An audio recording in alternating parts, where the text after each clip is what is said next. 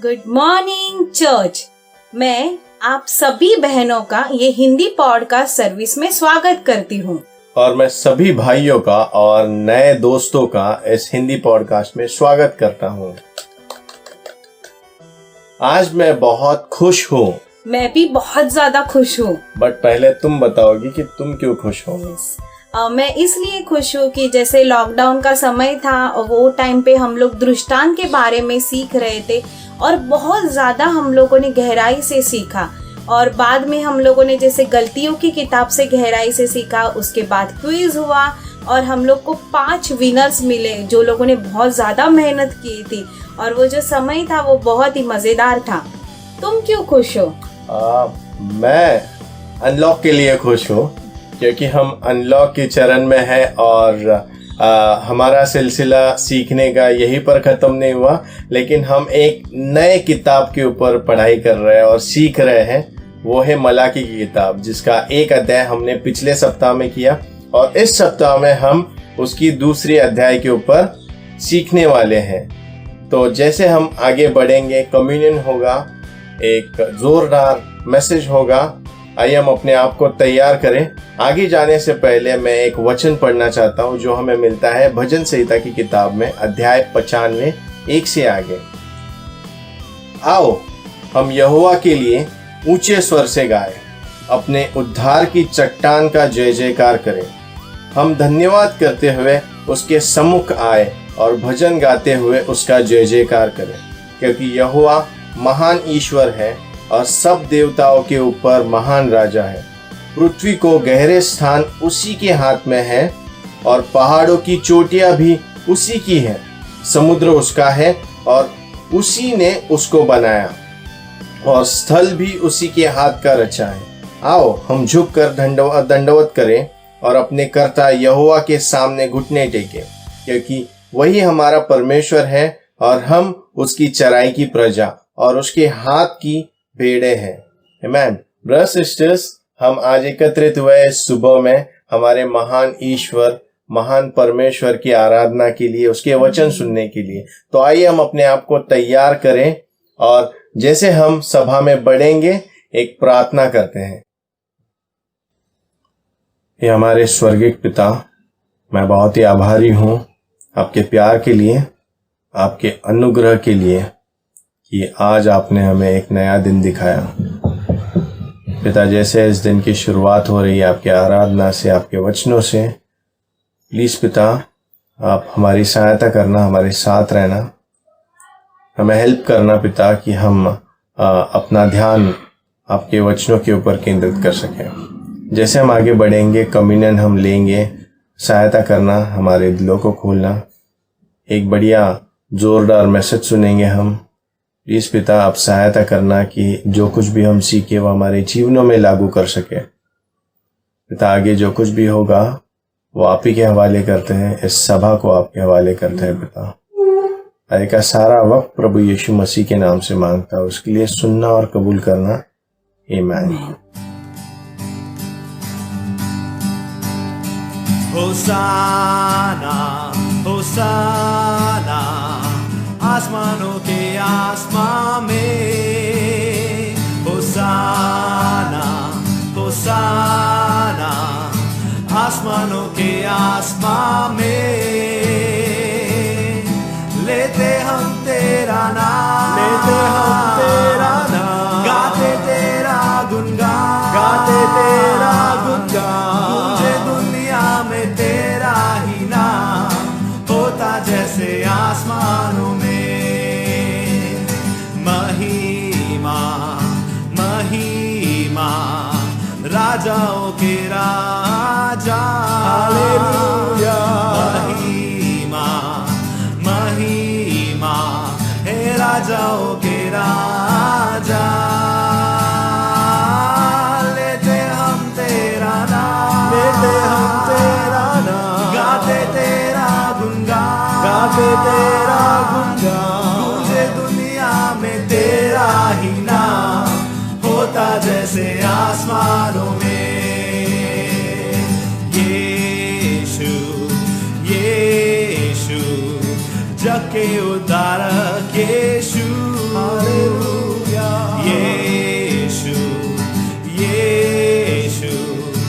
जग के उद्धारक यीशु, लेते हम तेरा नाम, लेते हम तेरा नाम, गाते तेरा गुणगान, गाते तेरा गुणगान, गूंजे दुनिया में तेरा ही नाम, होता जैसे आसमानों में। होसाना होसाना आसमानों के आसमां में, होसाना होसाना आसमानों के आसमां में। लेते हम तेरा नाम, लेते हम तेरा नाम, गाते तेरा गुणगान, गाते तेरा गुणगान, गूंजे दुनिया में तेरा ही नाम, होता जैसे आसमानों में।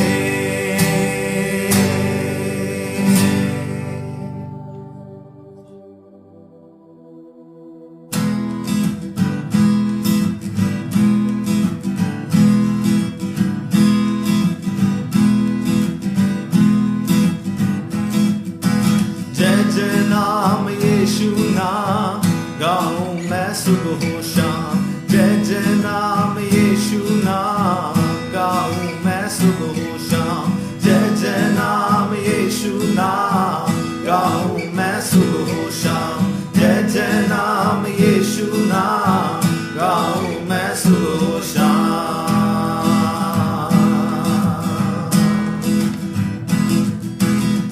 बलहीन का सहारा, पापियों का दोस्त है यीशु, तू है कितना प्यारा, शब्द ना कैसे बताऊं। बलहीन का सहारा, पापियों का दोस्त है यीशु, तू है कितना प्यारा, शब्द ना कैसे बताऊं। जय जय नाम यीशु नाम, गाऊं मैं सुबह हो शाम। जय जय नाम यीशु नाम, गाऊं मैं सुबह हो शाम।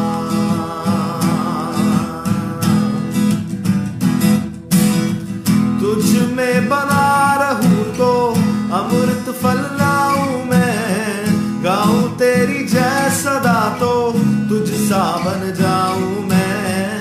तुझ में बना रहूं तो अमृत फल लाऊं मैं, गाऊं तेरी जय सदा तो तुझ सा बन जाऊं मैं। जय जय नाम यीशु नाम, गाऊं मैं सुबह हो शाम। जय जय नाम यीशु नाम, गाऊं मैं सुबह हो शाम।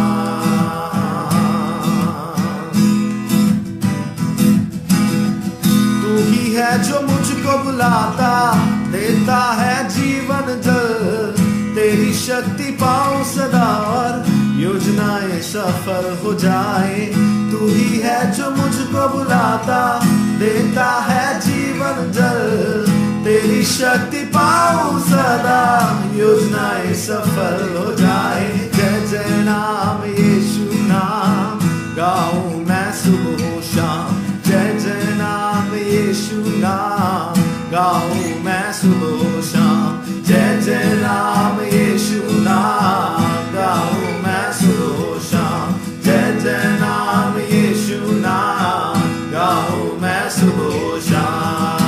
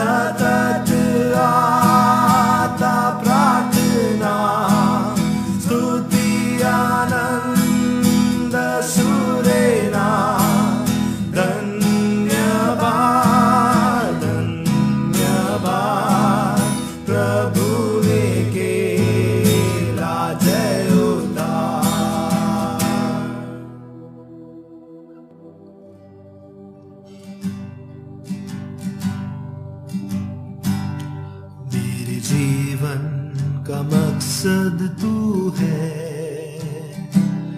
मेरे जीने का कारण तू है, मेरे जीवन का मकसद तू है, मेरे जीने का कारण तू है। मैं जीऊं या मरूं वो तेरे लिए है, तू मेरा प्रभु।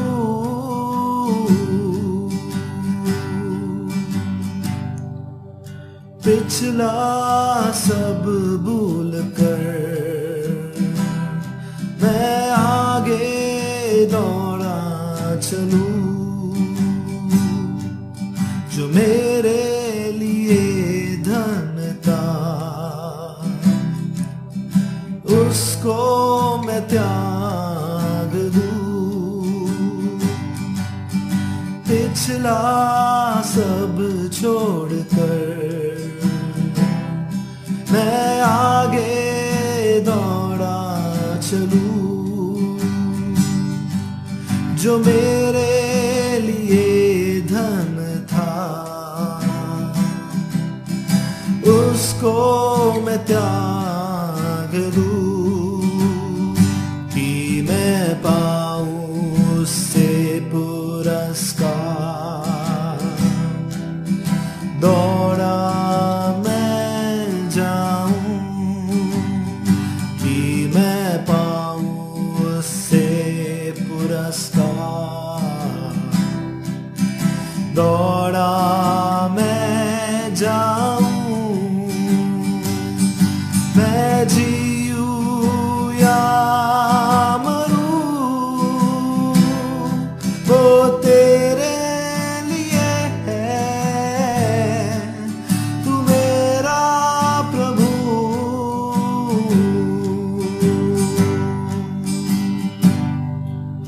मुझ पर हुई है कृपा, बेकार न जाने दूं, जिसने मुझे है चुना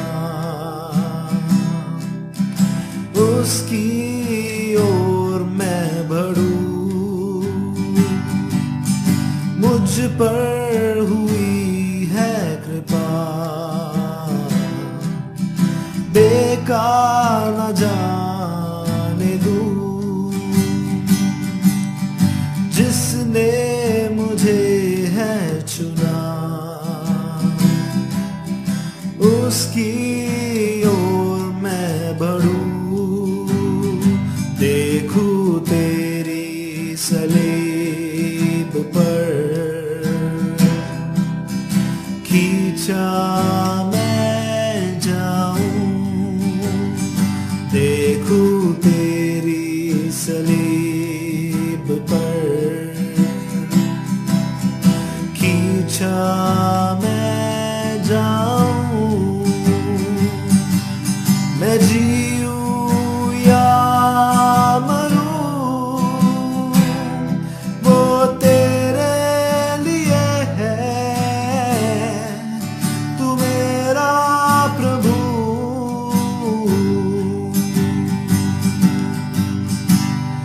मेरे जीवन का मकसद तू है, मेरे जीने का कारण तू है, मेरे जीवन का मकसद तू है,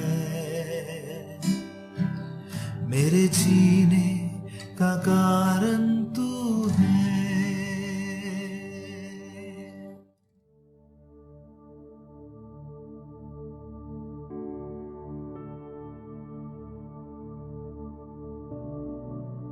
आइए बहनों भाइयों, हम प्रभोज में जाते हैं और वचन पढ़ते हैं लूका के अध्याय 9 में वचन 25।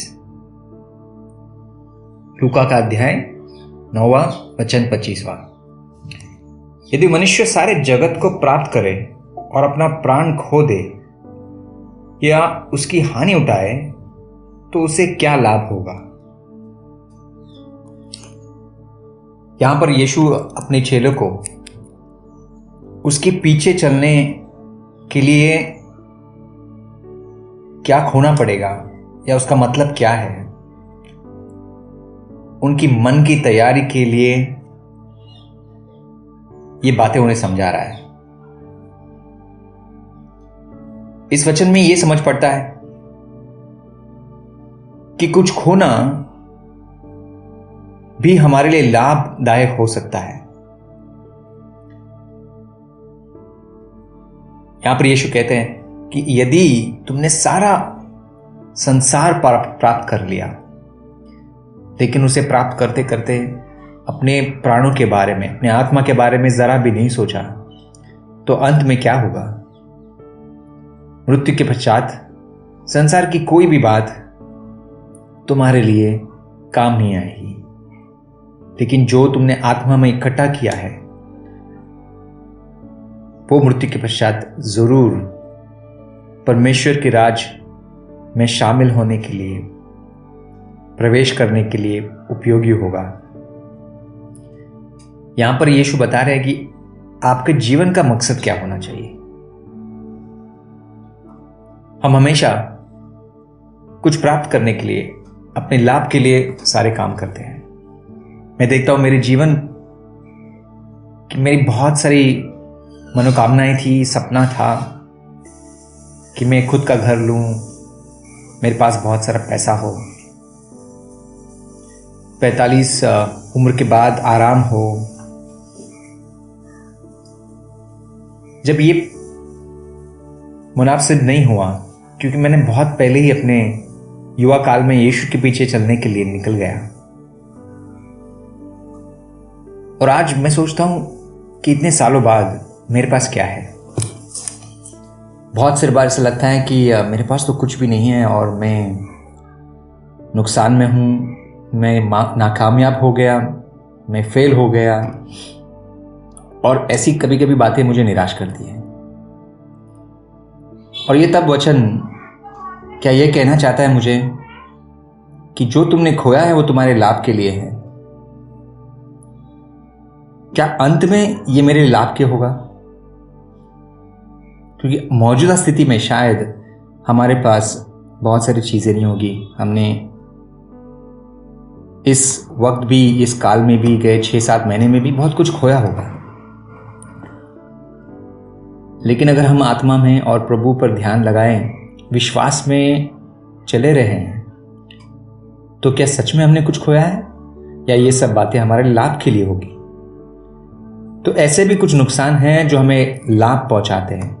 तो जैसे हम अपनी प्रभु भोज की रोटी तोड़ रहे हैं, हम उसके शरीर को, उसके रक्त को याद कर रहे हैं, क्योंकि उसने सब कुछ खोया, लेकिन हमारे सब का लाभ करने के लिए। और आज सारी पृथ्वी उसके नुकसान की वजह से, उसके क्रूस पर जाने की वजह से, उसके लहू बहाने की वजह से आज लाभ में है। आइए प्रभु भोज की रोटी लेते समय, दाखरस लेते समय हमने क्या खोया और क्या पाया, इस पर ध्यान देते हैं। आइए हम प्रार्थना करते हैं। प्रभु तेरा बहुत धन्यवाद देते हैं हम, कि हम जानते हैं कि हमारे पास क्या है और हमने क्या पाया है। जिसके पास तू है, जिसके पास तेरा आत्मा है, तेरे वचन है, वो सबसे धनवान है।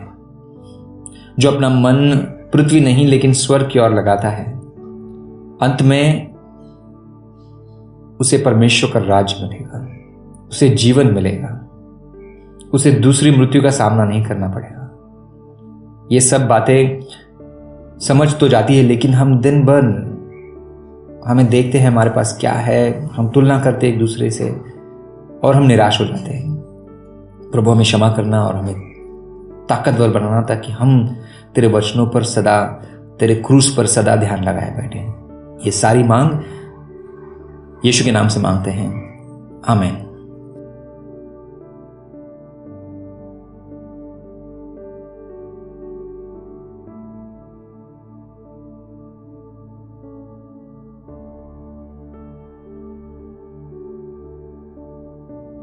आइए प्रभु भोज का समय समाप्त हुआ है। समय है दान देने का। हम जानते हैं कि हमें परमेश्वर ने कितना कुछ दिया है। आइए इस दान से हम बहुत सारे लोगों को उनके जीवन में सुसमाचार फैले जाएं, इस कदर ये दान देते हैं। आइए दान के लिए प्रार्थना करते हैं। पिता, बहुत ही तेरे आभारी हैं कि आज हम जीवित हैं और सारी वस्तुएं, सारी चीज़ें जो जीवन के लिए, शरीर के लिए आवश्यक है, वो सारी तूने दे दी है। लेकिन हम जो दान दे रहे हैं परमेश्वर, उसका इस्तेमाल संसार की वस्तुओं के लिए नहीं, लेकिन परमेश्वर आपके प्रचार, आपके वचन फैलाने में हो मेरे पिता। कितने सारे लोग हैं शहर में जो आपका नाम जानते नहीं हैं। होने देना कि ये दान उसी के उपयोग में जाए। सारी प्रार्थना मसीह यीशु के नाम से मांगता हूँ, आमीन।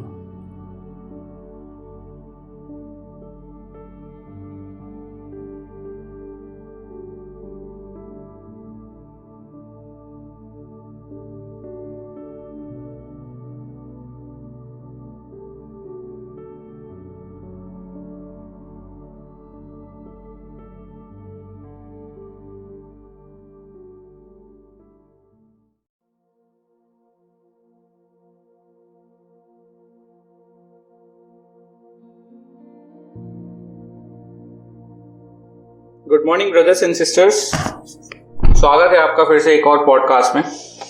और जिस तरह हमने गलेशियंस की किताब में से सीखा पिछले कुछ समय में, और हमने बहुत ही बढ़िया क्विज भी किया, और मैं उम्मीद करता हूं कि आप सभी ने बहुत बढ़िया क्विज एंजॉय किया। आप जानते हैं कि अब हम एक नई किताब पढ़ना शुरू किया है जिसका नाम है मलाकी।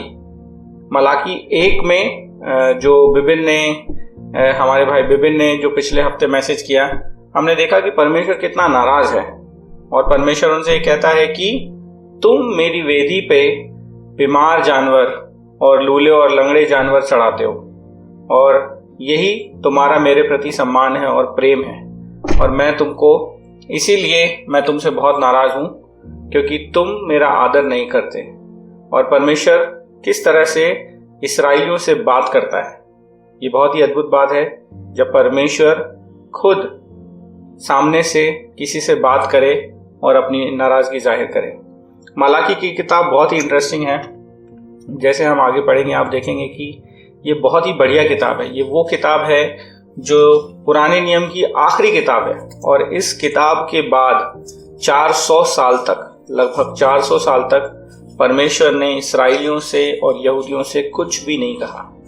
और जैसे ही नए नियम शुरू होता है, 400 साल बाद हम सुनते हैं कि प्रभु यीशु मसीह के जन्म का सुसमाचार वहाँ आता है। तो ये किताब हम देखते हैं, आज हम इसके अध्याय 2 में हैं। और जब परमेश्वर पिता इस्राएलियों को इस बात के बारे में डांट रहा होता है कि तुम ऐसे जानवर मेरी वेदी पे चढ़ाते हो जो बीमार हैं या अपंग हैं या तुम्हारे किसी काम के नहीं हैं, उसी वक्त में वो जो उस समय के महायाजक और याजक जो मंदिर के सेवक होते हैं उनसे भी बात करते हैं। तो अध्याय 2 में आइए हम आगे बढ़ते हैं और पढ़ते हैं। तो मेरा जो पहला अंक है वो है कि परमेश्वर का सम्मान करो, परमेश्वर का सम्मान करो। तो आइए हम अध्याय 2 में जाते हैं और हम पढ़ते हैं वचन 1 और 2। वचन इस प्रकार कहता है, और अब हे याजकों, ये आज्ञा तुम्हारे लिए है, यदि तुम इसे ना सुनो और मन लगाकर मेरे नाम का आदर ना करो, तो सेनाओं का यहोवा यूं कहता है कि मैं तुमको शाप दूंगा, और जो वस्तुएं मेरी आशीष से तुम्हें मिली हैं उन पर मेरा श्राप पड़ेगा। वरन तुम जो मन नहीं लगाते हो, इस कारण मेरा शाप उन पर पड़ चुका है। यहाँ पे हम देखते हैं ब्रदर सिस्टर्स की परमेश्वर पिता उन याजकों से बात करता है, उन लोगों से बात करता है जो मंदिर की सेवा करते हैं। अगर इस्राएली या यहूदी लोग मंदिर में ऐसे जानवर लाके बलि करते या ऐसी भेंटें चढ़ाते हैं जो बहुत ही निकम्मी हैं परमेश्वर के लिए, तो इसमें एक बहुत बड़ा जो जिम्मेदारी जाती है वो याजकों की भी जाती है, क्योंकि याजक जो मंदिर के सेवक हैं वो इस चीज़ को अलाउ कर रहे हैं। वो उन लोगों को उस तरह के जानवर जो लूले हैं, लंगड़े हैं या बीमार हैं, उनको बलि देने की अनुमति दे रहे हैं। जबकि उन्हें परमेश्वर का आदर करना चाहिए। उन्हें उनको रोकना चाहिए कि आप परमेश्वर की वेदी पे क्या लेके आए हो, ये किस तरह का जानवर परमेश्वर लेके। परमेश्वर बहुत महान है, हमें परमेश्वर को बेस्ट देना है, हमारा जो सबसे बढ़िया है वो हमें परमेश्वर को देना है। लेकिन आप ये क्या किस तरह की भेंट परमेश्वर के सामने लेके आते हैं। लेकिन हम देखते हैं कि याजकों को इस बात से कोई भी फर्क नहीं पड़ता और वो खुद भी अपने फायदे के लिए या कुछ फेवर के लिए लोगों को ये सब अलाउ कर रहे हैं, लोगों को अनुमति दे रहे हैं कि तुम इस तरह का काम कर सकते हो। और इस बात से परमेश्वर बहुत ही नाराज है और वो कहता है कि जो तुम ऐसा करते हो तो मैं तुम्हें श्राप दूंगा, यहां तक ये कि मैं तुम्हें श्राप दे चुका हूं और मेरा श्राप तुम पर है क्योंकि तुमने मेरा आदर नहीं रखा। अगर हम इस बात को ब्रदर सिस्टर्स अपने जीवन में देखते हैं तो हो सकता है आप ये कहें कि हाँ, ये बात तो लीडर्स के लिए है, क्योंकि लीडर्स लोग भी जो परमेश्वर का आदर नहीं करते, जो सही मन से लोगों को मदद नहीं कर रहे या जो परमेश्वर की सेवा में अपना रात दिन नहीं लगाते, ये उनको चेतावनी है। लेकिन मैं आपको याद दिला दूं कि आप सब, हम जो सब मसीह हैं, हम जो सब शिष्य हैं, हम सब परमेश्वर का याजकों का समाज हैं। वचन कहता है कि हम याजकों का समाज हैं। तो ये बात सही है कि हम आज अपने परमेश्वर की सेवा में क्या कर रहे हैं। क्या हम अपने जीवन में अधूरी चीज़ों को जगह दे रहे हैं? क्या हमारा जीवन जो है वो परमेश्वर की सेवा में बहुत आधे मन का है, या हम पूरे दिल से ये कोशिश कर रहे हैं कि हम परमेश्वर की पूरे मन से सेवा करें? आज आप दूसरे शिष्यों के साथ कैसा व्यवहार करते हैं? आज आप दूसरे शिष्यों को कितना एनकरेज करते हैं? आज आप किसको प्रेम दिखाते हैं? एक वचन है, आप जानते हैं, जो ये कहता है कि आपस में प्रेम रखो, क्योंकि तुम्हारे आपस में प्रेम रखने से लोग जान जाएंगे कि तुम मेरे चेले हो। ये बात प्रभु यीशु मसीह ने कही। तो अगर हम आपस में प्रेम नहीं रखेंगे ब्रदर सिस्टर्स, अगर हम खुद अधूरे मन का जीवन जिएंगे, अगर हमारा खुद का जीवन परमेश्वर को ऑनर नहीं करता है या महिमा नहीं देता है, तो ये हमारे लिए बहुत बुरी बात है। हम अपने जीवन से तो परमेश्वर की आधी अधूरी महिमा कर ही रहे हैं, साथ ही साथ हम दूसरे लोगों को भी जो हमारा प्रेम देख के प्रभु यीशु मसीह के पास आना चाहिए, वो भी आने से रुक जाते हैं। और इस प्रकार हम रोड़ा बन जाते हैं बहुत सारे लोगों को शिष्य बनने नहीं देने से। ब्रदर सिस्टर्स, हम उनके साथ क्या स्टडी करते हैं या हम उनसे क्या मीठी मीठी और बढ़िया बढ़िया बातें करते हैं, ये बिल्कुल भी ज़रूरी नहीं है। लेकिन ज़रूरी ये है कि वो हमारे जीवन से क्या देखते हैं। तो मैं उम्मीद करता हूँ कि हम सब इस बात से सीखें कि परमेश्वर बहुत नाराज़ होता है अगर हम इस तरह की अधूरा जीवन या परमेश्वर के प्रति समर्पित जीवन नहीं जीते हैं। हम सब याजक हैं और हमारा काम है कि हम परमेश्वर के राज्य की, उसके मंदिर की, जो हम खुद हैं पवित्र आत्मा का मंदिर, उसकी कलीसिया की, उसके शरीर की बढ़ोतरी के लिए सोचें और कार्यरत रहें। तो ये मेरा पहला अंक था ब्रदर सिस्टर्स। हम बढ़ते हैं अपने दूसरे अंक की तरफ। तो जो दूसरा अंक है ब्रदर सिस्टर्स, वो ये है कि परमेश्वर के भय में हमें खड़े रहना है या परमेश्वर के भय के साथ हमें चलना है। हम पढ़ते हैं वचन 3 से 6। वचन इस प्रकार कहता है, देखो मैं तुम्हारे कारण बीज को झिड़कूंगा और तुम्हारे मुंह पर तुम्हारे पर्वों के यज्ञ पशुओं का मल फैलाऊंगा और उसके संग तुम भी उठाकर फेंक दिए जाओगे। जब तुम जानोगे कि मैंने तुमको ये आज्ञा इसलिए दिलाई है कि लेवी के साथ मेरी बांधी हुई वाचा बनी रहे। सेनाओं का यहोवा यही वचन है। जो मेरी वाचा उसके साथ बंधी थी वह जीवन और शांति की थी, और मैंने यह इसलिए उसको दिया कि वह भय मानता रहे, और उसने मेरा भय मान भी लिया और मेरे नाम से अत्यंत भय खाता था। उसको मेरी सच्ची व्यवस्था कंठ थी और उसके मुंह से कुटिलता की बात ना निकलती थी। वह शांति और सिधाई से मेरे संग संग चलता था और बहुतों को अधर्म से लौटा ले आता था। यहाँ पे हम देखते हैं ब्रदर सिस्टर्स की परमेश्वर याजकों को ये कहता है कि मैं तुमसे इतना नाराज हूँ, इतना क्रोधित हूँ और तुम्हारे कामों से, तुम्हारे गलत तरीके से जीवन जीने से और गलत चीज़ें मेरे राज में, मेरे मंदिर में अलाउ करने से मैं इतना नाराज़ हूँ कि जो भेंटें तुम चढ़ाते हो उन्हीं जानवरों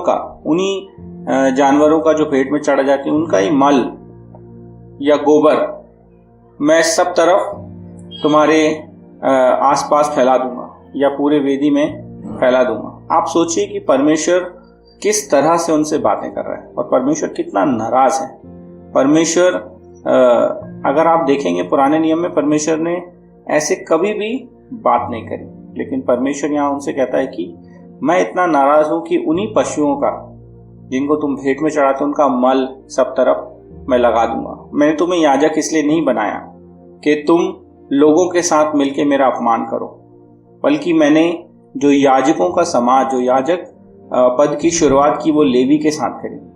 और यहाँ पे देखते हैं कि परमेश्वर पिता उस लेवी के बारे में बहुत बढ़िया बातें कहता है। वो कहता है कि उस व्यक्ति को, लेवी को, वो मेरा भय मानता था, उसको मेरा वचन कंठ याद था। मतलब कि वो हर चीज़ उसने रट रखी थी, हर चीज़ वो जानता था कि परमेश्वर को क्या चीज़ अच्छी लगती है और क्या बुरी लगती है। और वो बोलता है कि मैंने उसको शांति दी, मैंने उसको आशीष दी और वो मेरे संग संग चलता था, पूरी सिधाई से, पूरी खराई से, पूरी ईमानदारी से।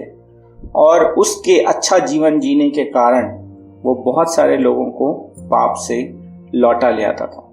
परमेश्वर जो लेवी के जीवन से बहुत खुश था और लेवी के भय मानने से बहुत खुश था, उसने लेवी के साथ ये वाचा बांधी थी कि तू और तेरा घराना हमेशा हमेशा के लिए मेरा सेवक बनेगा। लेकिन उसके घराने के ये लोग जो याजक हैं इस समय में, जबकि मलाकी का समय है, और वो परमेश्वर के वचनों से फिर चुके हैं और उनका जीवन लेवी से बिल्कुल भी मिलता जुलता नहीं है। उनको परमेश्वर का कोई भय नहीं है, लेकिन उनको लोगों का भय है या वो लोगों को प्लीज करना चाह रहे हैं और परमेश्वर इस बात से बहुत नाराज है।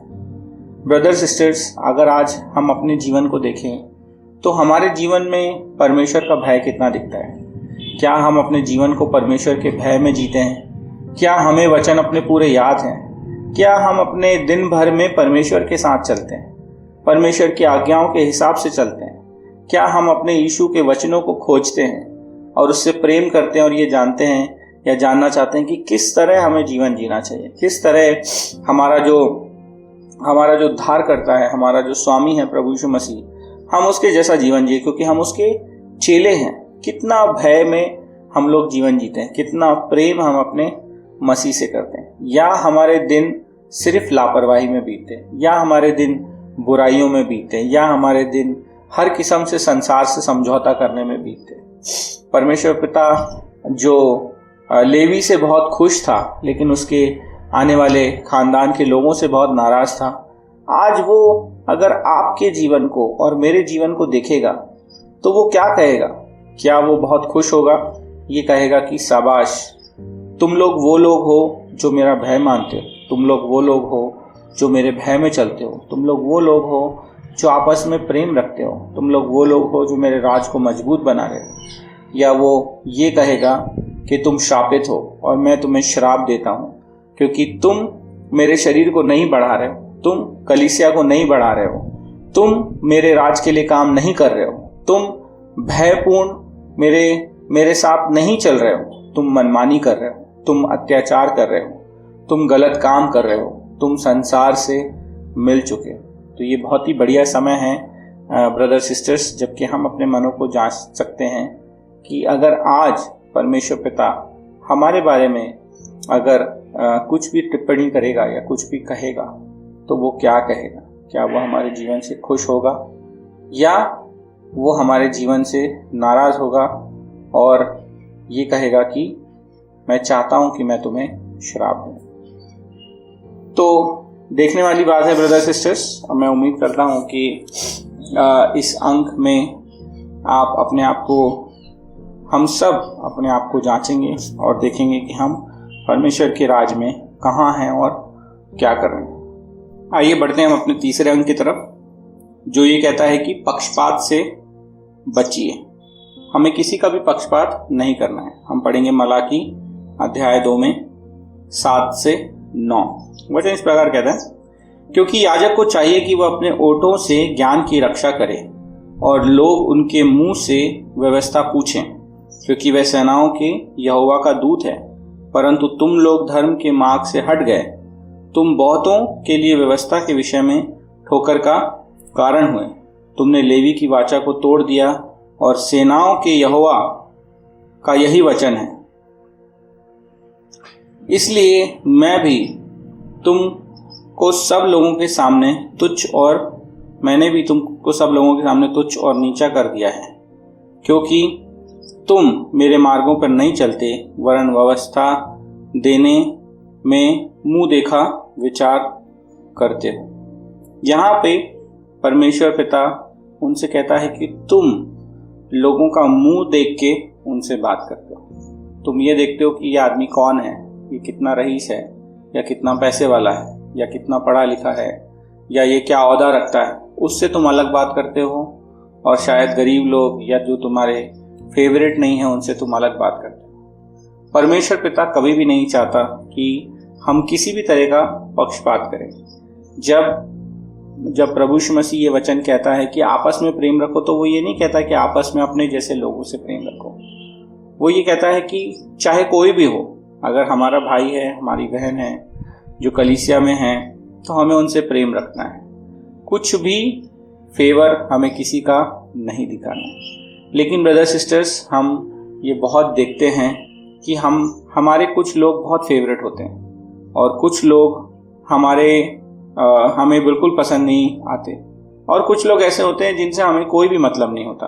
ना वो हमारे फेवरेट होते हैं और ना हम उनसे किसी किस्म का कोई बैर रखते हैं, पर हम उन्हें शायद जानते भी नहीं, उन पर ध्यान भी नहीं देते। ये चीज़ अगर आप पूछें कि क्या आज हमारी कलीसियाओं में मिलती है, तो मैं आपसे कहूँगा कि हाँ, ये बात सही है कि ये हमारी कलीसियाओं में ये सब चीज़ें आज भी मिलती हैं। हम देखते हैं ब्रदर सिस्टर्स की कोई गुट बना हुआ है और वो लोग आपस में ही बात करते हैं, आपस में एक साथ रहते हैं और एक दूसरे के साथ ही बने, लेकिन बाकी का क्या हो रहा है, बाकी भाई बहनों का वो शायद नाम भी नहीं जानते, या उनको कोई मतलब भी नहीं है। या कुछ लोग हैं जो सिर्फ आपस में एक दूसरे से बैर रखते हैं और वो एक दूसरे के विरोध में बात करते हैं। परमेश्वर पिता को ये सब बिल्कुल भी अच्छा नहीं लगता। आप सोचिए कि अगर आप ही के शरीर में आपका एक हाथ आपके दूसरे हाथ से बैर रखने लगे, या आपका एक हाथ अपनी आंख से बैर रखने लगे, या आपका जो पैर है वो अपने एक हाथ से बैर रखने लगे, या एक हाथ दूसरे हाथ को मदद ना करे और आपको एक भारी सामान उठाना है, तो क्या आप बिना दोनों हाथ लगाए वो उठा सकते हैं? बिल्कुल नहीं होगा। हमें बहुत ज़रूरी है कि हमें हर किसी का ध्यान रखना बहुत ज़रूरी है, और हम बिल्कुल भी पक्षपात नहीं कर सकते। चाहे कोई पढ़ा लिखा हो, चाहे कोई अच्छी जगह नौकरी करता हो, चाहे कोई पैसे वाला हो, चाहे कोई अंग्रेजी बोलता हो, चाहे कोई हिंदी बोलता हो, मराठी बोलता हो, तेलुगु बोलता हो, कोई भी भाषा बोलता हो, हम किसी भी रीति से किसी का भी पक्षपात नहीं करना चाहिए। हमारे लिए सारे भाई बहन एक ही बराबर होने चाहिए, चाहे वो बड़ा हो या छोटा हो, लीडर हो या एक आम शिष्य हो। हर कोई बराबर है और परमेश्वर की नज़र में हर किसी का मूल्य एक जैसा है। तो ब्रदर सिस्टर्स, आइए हम अपने उन ग्रुप से, उन 2-4 लोगों के झुंड से बाहर निकलें जिनमें हम अपना पूरा समय बिताते हैं, जिनके साथ ही हम आनंद मनाते हैं, और भी लोगों की तरफ ध्यान दें, हर किसी की तरफ ध्यान दें, और हमारा प्रेम, हमारा ध्यान, हमारा रिश्ता हर किसी के साथ एक जैसा बने, ना कि कुछ लोगों के साथ बहुत बढ़िया, कुछ लोगों के साथ कुछ भी नहीं और कुछ लोगों के साथ बुरा। ऐसा नहीं होना चाहिए ब्रदर सिस्टर्स। हमें किसी का भी मुंह देख के उसका फेवर या पक्षपात नहीं करना है। परमेश्वर इस बात से बहुत ही घृणा करता है। हमें सबके साथ एक बराबर का प्रेम दिखाना है। तो चाहे आपके घर में कोई रईस व्यक्ति विजिट करे, कोई पढ़ा लिखा व्यक्ति विजिट करे, कोई लीडर विजिट करे, या कोई एक बहुत ही दीन सा शिष्य विजिट करे, आप उसकी सेवा में कोई कमी मत रखिए। आप उनकी सेवा उसी तरह करिए जिस तरह किसी बड़े लीडर के आने से आपके घर में आप एक्साइटेड हो जाते हैं और आप बहुत बढ़िया बढ़िया चीज़ें करना चाहते हैं। क्योंकि अगर आपके दिल में थोड़ा भी पक्षपात है तो परमेश्वर आपसे इस बारे में ज़रूर सवाल पूछेगा, परमेश्वर इस बारे में ज़रूर आपसे खुश नहीं होगा। तो ये हमारा तीसरा अंक था। ब्रदर सिस्टर्स, मैं उम्मीद करता हूँ कि हम पक्षपात को बिल्कुल भी अपने हृदयों में जगह नहीं देंगे और हम सबको एक बराबर प्रेम दिखाएंगे। हम आगे बढ़ते हैं हमारे अगले अंक की तरफ, जो है कि एक विश्वासी को विश्वासी से ही शादी करनी चाहिए। परमेश्वर के राज में एक परमेश्वर के मानने वाले को परमेश्वर के मानने वाले से ही शादी करना चाहिए। हम आगे पढ़ते हैं वचन, और हम पढ़ेंगे वचन 10 से 12। वचन इस प्रकार है, क्या हम सबों का एक ही पिता नहीं? क्या एक ही परमेश्वर ने हमको उत्पन्न नहीं किया? हम क्यों एक दूसरे का विश्वास घात कर अपने पूर्वजों की वाचा को तोड़ देते हैं? यहूदा ने विश्वासघात किया है और इस्राएल में और यरूशलेम में घृणित काम किया गया है, क्योंकि यहूदा ने बिराने देवता की कन्या से विवाह करके यहोवा के पवित्र स्थान को, जो उसका प्रिय है, अपवित्र किया है। जो पुरुष ऐसा काम करे उसके तंबुओं में से याकूब का परमेश्वर उसके घर के रक्षक और सेनाओं के यहोवा की भेंट चढ़ाने वाले यहूदा को काट डालेगा। यहाँ पे जो बात है जो परमेश्वर कहता है वो ये कहता है कि तुम मेरे लोग हो, तुम मेरे वो लोग हो जो मेरी वाचा से पवित्र किए गए हो, तुम मेरी वाचा को समझते हो, तुम उस पर चलते हो। लेकिन जब तुम ऐसे जगह में विवाह करते हो जो अन्य जाति हैं, जो मूर्ति पूजक हैं, जो हर किस्म के पाप में होते हैं, जो मेरे वचन से बहुत दूर हैं, तो तुम अपने आप को भी उन्हीं के समान गंदा करते हो, तुम अपने आप को भी उन्हीं के साथ अन्य जातियों में मिलाते हो। परमेश्वर इस बात को बिल्कुल भी पसंद नहीं करता है। खासकर इस समय मैं बात करता हूँ सिंगल्स से, जो शादी करने की सोच रहे हैं या शादी करने की इच्छा रखते हैं। आज आपके लिए किसी भी भाई या बहन जिससे आप शादी करना चाहते हैं, कलीसिया में क्या अट्रैक्शन है? मतलब किस बात से आप लुभाते हैं? क्या आप बाहरी खूबसूरती देख के, शरीर कितना सुडौल है ये देख के शादी का निर्णय बनाते हैं? कितनी पढ़ी लिखी है या कितना पढ़ा लिखा है ये देख के निर्णय बनाते हैं? कौन कितना कमाता है, किसके साथ कितने पैसे हमें मिलेंगे या कितना बढ़िया जीवन बीतेगा क्योंकि उनकी कमाई बहुत अच्छी है, ये देख के आप शादी का निर्णय बनाते हैं? या आप उनकी धार्मिकता देख के शादी का निर्णय बनाते हैं? हम देखते हैं ब्रदर सिस्टर्स की बहुत सारे हमारे सिंगल्स हैं जो शायद जिनका अट्रैक्शन, जिनका आकर्षण चर्च के बाहर, कलीसिया के बाहर बहुत ज़्यादा है, क्योंकि शायद कलीसिया में उनको ऐसे लोग दिखते हैं जो पढ़े लिखे नहीं हैं ज़्यादा, या जो अच्छे से बात नहीं कर सकते, या जो उतने अच्छे नहीं दिखते, या बहुत ज़्यादा कमाई नहीं करते, या दीन है। उनको बाहर वो स्त्रियां, वो पुरुष दिखते हैं जो शायद बहुत ही स्मार्ट दिखते हैं, गोरे चिट्टे हैं, बातें करने में बहुत अच्छे हैं, पैसे कमाते हैं और बहुत उनको लुभाते हैं, बहुत अट्रैक्टिव उनके लिए लगता है। लेकिन आपका जो परिमाण है शादी के लिए किसी को भी चुनने का, वो एकदम सही होना चाहिए। परमेश्वर चाहता है कि हम जो परमेश्वर के राज में हैं, हम आपस में एक दूसरे को चुनें। क्योंकि आप सोचिए कि अगर पति और पत्नी दोनों ही ऐसे होंगे जो परमेश्वर का भय मानते हैं, तो किस तरह की संतान आगे उनकी पैदा होगी, और जो भी उनकी संतान होगी वो खुद भी परमेश्वर का भय मानने वाली बनेगी, और सारा परिवार और सारा खानदान और कई पीढ़ियां इस तरह से परमेश्वर का नाम को महिमा देने वाली बनेगी। लेकिन आप सोचिए कि अगर कोई अन्य जाति से शादी करे, कोई एक सिंगल हमारे यहाँ या कोई एक बहन या भाई किसी ऐसे से शादी करे जो मूर्ति पूजा करते हैं, जो परमेश्वर पर विश्वास नहीं करते हैं, तो उनकी जो संतानें होंगी वो क्या होंगी? क्या वो परमेश्वर को पहचान पाएंगी? ये एक बहुत बड़ी रिस्क है। परमेश्वर चाहता है कि हम विश्वासियों से ही शादी करें।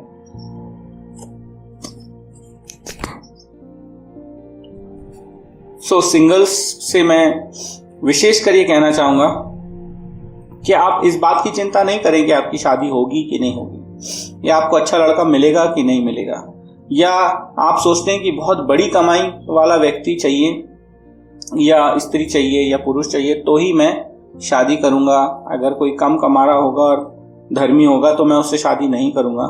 ये बहुत ही सांसारिक नज़रिया है चीज़ों को देखने का, शादी को देखने का, और ये नज़रिया परमेश्वर के नज़रिया से मेल नहीं खाता है।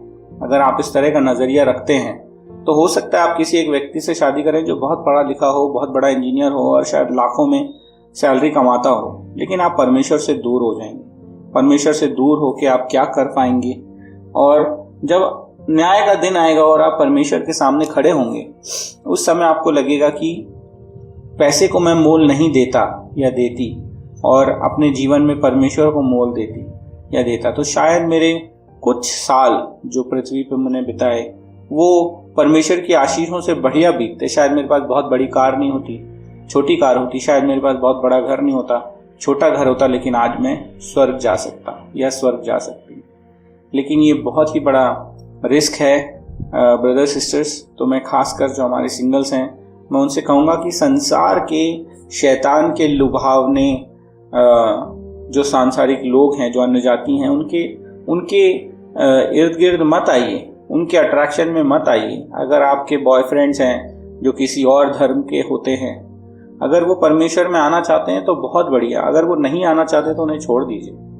अगर आपकी कोई गर्लफ्रेंड्स हैं जो बहुत सुंदर हैं, बहुत अच्छी हैं, लेकिन परमेश्वर की मानने वाली नहीं हैं, तो आप कोशिश करिए कि वो परमेश्वर के मानने वाले बने। अगर वो नहीं बनते हैं तो उन्हें छोड़ दीजिए और आप अपना सारा जो लक्ष्य है वो सिर्फ इस बात पे लगाएं कि आप एक विश्वासी से शादी करें, क्योंकि कोई भी व्यक्ति बिना परमेश्वर की आशीषों के नहीं बढ़ सकता है।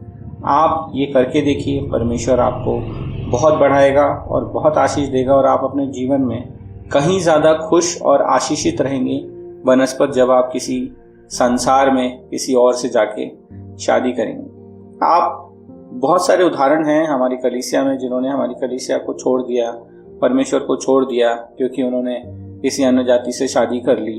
आप जाके उनके जीवनों में जाके झांकिए और पूछिए कि उनके जीवन में क्या चल रहा है, वो कितने खुश हैं।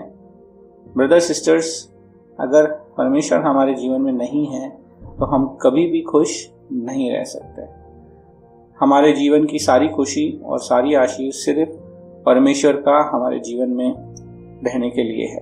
तो बहुत ज़रूरी है कि हम अपना ये निर्णय बहुत सोच समझ के और पूरे दिल से लें और किसी अट्रैक्शन में आए बिना हम उनको चुनें जिन्होंने अपने जीवन में परमेश्वर को चुन रखा है। हम बढ़ते हैं अपने अगले और आखिरी अंक की तरफ। हम पढ़ेंगे वचन 2 में 13 से 17, और जो अंक है इस भाग का वो ये है कि हमें अपनी पत्नी या अपने पति के साथ पूरे ईमानदारी से जुड़े रहना है। वचन आगे इस प्रकार कहता है, फिर तुमने यह दूसरा काम किया है कि तुमने यहोवा की वेदी को रोने वालों और आहें भरने वालों के आंसुओं से भिगो दिया है, यहाँ तक कि वह तुम्हारी भेंट की ओर दृष्टि तक नहीं करता और ना प्रसन्न होकर उसको तुम्हारे हाथ से ग्रहण करता है। तुम पूछते हो ऐसा क्यों? इसलिए क्योंकि यहोवा तेरे और तेरी उस जवानी की संगनी और ब्याही हुई स्त्री के बीच साक्षी हुआ था जिसको तूने विश्वासघात किया है। क्या उसने एक ही को नहीं बनाया जबकि और आत्माएं उसके पास थीं? और एक ही को क्यों बनाया? इसलिए कि वह परमेश्वर के योग्य संतान चाहता है। इसलिए तुम अपने आत्मा के विषय में चौकस रहो और तुम में से कोई अपनी जवानी की स्त्री से विश्वासघात ना करे, क्योंकि इस्राएल का परमेश्वर यहोवा ये कहता है कि मैं स्त्री त्याग से घृणा करता हूँ और उससे भी जो अपने वस्त्र को उपद्रव से ढांपता है। इसलिए तुम अपनी आत्मा के विषय में चौकस रहो और विश्वासघात मत करो। सेनाओं के यहोवा का यही वचन है। तुम लोगों ने अपनी बातों से यहोवा को उकता दिया है, तो भी पूछते हो कि हमने किस बात में उसे उकता दिया है। इसमें कि तुम कहते हो कि जो कोई बुरा करता है वो यहोवा की दृष्टि में अच्छा लगता है और वह ऐसे लोगों से प्रसन्न रहता है, और यह कि न्यायी परमेश्वर कहाँ है। ऐसा हो रहा था ब्रदर सिस्टर्स उस वक्त में कि जो इस्राएली लोग हैं और जो यहूदी लोग हैं वो अपने ही जाति में यानी यहूदी में शादी करते थे, मगर बहुत सारी अन्य जाति स्त्रियों को देख के उनका मन लुभाता था और वो अपनी स्त्रियों के होते हुए दूसरी स्त्रियों को भी ब्याह ले आते थे या उनके साथ रिश्ता रखते थे या अपनी उन स्त्रियों को छोड़ देते थे, क्योंकि वो उन्हें उतनी शायद अट्रैक्टिव नहीं लगती थी जितनी वो दूसरी अन्य जाति स्त्रियां। और ये वहाँ पे एक चलन चला हुआ था कि लोग बहुत ही व्यभिचार भरे मानसिकता से ओतप्रोत थे, और इसीलिए परमेश्वर उन्हें कहता है कि मैं तुमसे बहुत नाराज हूं क्योंकि तुमने अपनी जवानी की संगनी को छोड़ दिया है और तुम कई सारी अन्य जाति स्त्रियों के पीछे चले गए हो और तुमने उनके साथ अपना रिश्ता बना लिया है। ये बात सही है ब्रदर सिस्टर्स कि परमेश्वर चाहता है कि हम एक विश्वासी स्त्री या विश्वासी भाई से शादी करें, और वो ये चाहता है कि जब परमेश्वर एक स्त्री और एक पुरुष को जोड़ता है तो वचन कहता है कि ये दोनों एक तन होंगे, यानी पूरी तरह से शरीर और आत्मा में जुड़े रहेंगे। और परमेश्वर की इच्छा ये है कि दोनों परमेश्वर के सेवक जिनको परमेश्वर जोड़ के एक तन करे वो परमेश्वर के लिए ऐसे संतान पैदा करें जिससे परमेश्वर की महिमा होती हो, ऐसे बच्चे पैदा करें जो बचपन से परमेश्वर को जानते हैं। और परमेश्वर इस तरह के व्यभिचार से बहुत ही घृणा करता है। आज हम देखते हैं आज के समय में डिवोर्स जो है वो बहुत ही आम बात हो गई है, और एक्स्ट्रा मैरिटल अफेयर यानी शादी के बाहर अफेयर करना ये एक फैशन हो गया है, या ये बहुत ही आम बात हो गई है और लोगों ने इसको बहुत आम तरीके से लेना शुरू कर दिया क्योंकि हर कोई इसमें लिप्त है और हर कोई ये करता है। ये सब बातों से परमेश्वर बहुत ही घृणा करता है ब्रदर सिस्टर्स। हमें चाहिए कि हम अपनी पत्नी के साथ या अपने पति के साथ जो परमेश्वर के द्वारा हमें मिली है उसके साथ पूरी ईमानदारी से जीवन जिए। हो सकता है कि आपकी पत्नी बहुत ही गुस्सेल हो, आपकी पत्नी बहुत ही हाइपर हो, आपकी पत्नी बहुत ही चिड़चिड़ी हो, आपकी पत्नी बहुत ही लड़ने वाली या लड़ाकू हो, या आपके पति बहुत ही शराब पीने वाले, शराब पी के मारने वाले और बुरे व्यक्ति हों। लेकिन परमेश्वर हर किसी को बदल सकता है, परमेश्वर हर किसी को सुधार सकता है। अगर आपने एक विश्वासिनी से शादी करी है तो आप उसके साथ बने रहिए। परमेश्वर चाहता है कि जब परमेश्वर ने जोड़ा है तो परमेश्वर को पता है कि आपके लिए सही क्या है, और यही सोच के परमेश्वर ने आपके रिश्ते को बनाया है। और जो भी आपकी पत्नी या पति है वही आपके लिए सबसे बढ़िया है। आप उनके साथ परमेश्वर के भय में बने रहिए, और अगर आपको लगता है कि उन्हें कहीं बदलने की ज़रूरत है तो मदद लीजिए। बहुत सारे भाई बहन हैं हमारी कलीसिया में जो आपको इस बारे में मदद करेंगे कि आप अपनी शादी को कैसे बढ़िया बना सकते हैं। आप खुले रहिए अपने विचारों के लिए अगर आपको टेम्पटेशन आता है, क्योंकि आज का संसार बहुत ही डायनामिक है और पाप में गिरना बहुत ही आसान है और कोई संकोच वाली बात भी नहीं है उसमें, लेकिन परमेश्वर की नज़र में ये बहुत बड़ा पाप है। तो वो सब मौक़ों का फ़ायदा मत उठाइए। अपने पति अपने पत्नी के प्रति ईमानदार रहिए, उनके साथ प्रेम में बने रहिए, और एक पति पत्नी होकर अपने बच्चों के साथ पति पत्नी मिल के परमेश्वर की महिमा में पूरी तरह से मन लगाइए। तो ब्रदर सिस्टर्स, हम देखते हैं कि मलाकी की किताब ऐसी चेतावनियों से भरी है जो परमेश्वर खुद इसराइल को और यहूदियों को देता है, क्योंकि परमेश्वर चाहता है कि वो वैसा जीवन जिए जैसा परमेश्वर को लुभाता है। तो आज जांचने की ज़रूरत ये है ब्रदर सिस्टर्स कि हम कहते तो हैं कि हम शिष्य हैं, हम कहते तो हैं कि हम मसीह में बपतिस्मा लिए हुए हैं, लेकिन क्या आज हमारा जीवन परमेश्वर को लुभाता है? क्या ये वो सवाल जो परमेश्वर ने इस्राएलियों से पूछा आज हमसे पूछेगा, या उन पैमानों से अगर हम भी नापे जाएंगे तो हम किस तरफ आए जाएंगे? क्या हम सही पाए जाएंगे या हम भी कम पाए जाएंगे और परमेश्वर हमसे नाराज होगा? तो यहाँ पे मलाकी 2 खत्म होता है। मैं जल्दी से रिकैप कर देता हूँ जो अंक हमने सीखे। जो पहला अंक था जो हमने सीखा वो ये कि परमेश्वर को पूरे दिल से सम्मान देना है। दूसरा अंक था कि हमें परमेश्वर के भय में खड़े रहना है। तीसरा जो अंक था वो ये कि हमें पक्षपात नहीं करना है। चौथा अंक जो खासकर सिंगल्स के लिए है वो ये था कि एक विश्वासी को सिर्फ एक विश्वासी के साथ ही शादी करना चाहिए। और जो 5वां अंक है वो ये है कि आप अपनी शादी की कदर करें। परमेश्वर ने जो स्त्री जो पुरुष आपके जीवन में दिए हैं उनके साथ ही आप पूरी ईमानदारी से अपने जीवन को बिताएं, यही परमेश्वर को सुहाता है। तो मैं उम्मीद करता हूँ कि इस अध्याय से, इस वचन से, इस सरमन से आपने बहुत कुछ सीखा होगा ब्रदर सिस्टर्स। मैं आपसे ये आग्रह करता हूँ कि आप ये मलाकी की किताब को फिर से पूरा पढ़िए, और इसमें बहुत कुछ है। और सबसे बढ़िया बात है कि इसमें परमेश्वर लोगों से खुद बातें करता है और वो बताता है कि क्या चीज़ें हैं तुम्हारी जो मुझे पसंद नहीं आ रही, जो मैं चाहता हूँ कि वो ऐसी नहीं ऐसी हो। तो बहुत कुछ सीखने के लिए है, हम भी उसमें से सीख सकते हैं और अपने जीवन में वो बदलाव ला सकते हैं जो परमेश्वर को अच्छा लगता है। परमेश्वर की महिमा हो। धन्यवाद।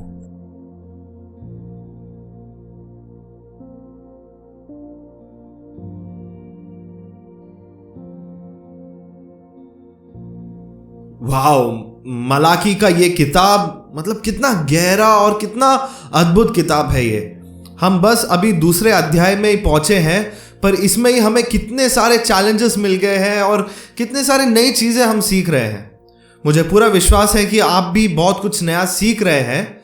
आइए हम अब इस बात पर गौर करें कि हमने जो कुछ भी आज सीखा है वो दूसरों के साथ बांटें, और इतना ही नहीं पर अपने जीवन में भी इसका उपयोग करें।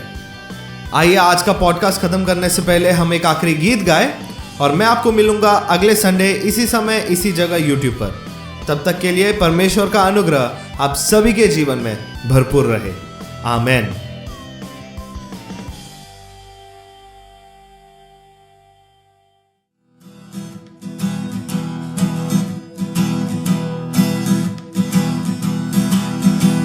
यहोवा नसी, यहोवा नसी, यहोवा नसी, यहोवा नसी, यहोवा नसी।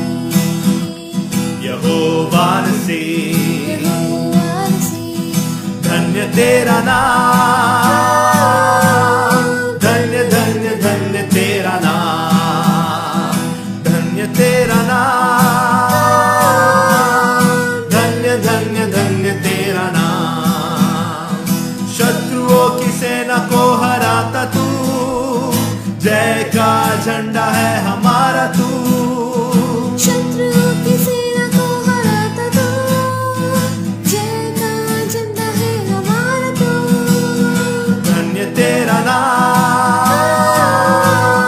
धन्य धन्य धन्य तेरा नाम, धन्य तेरा नाम,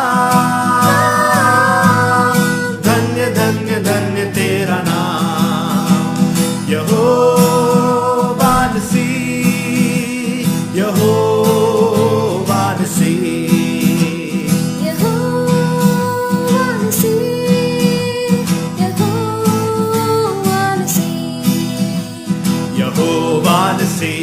यहोवा नसी। धन्य तेरा नाम,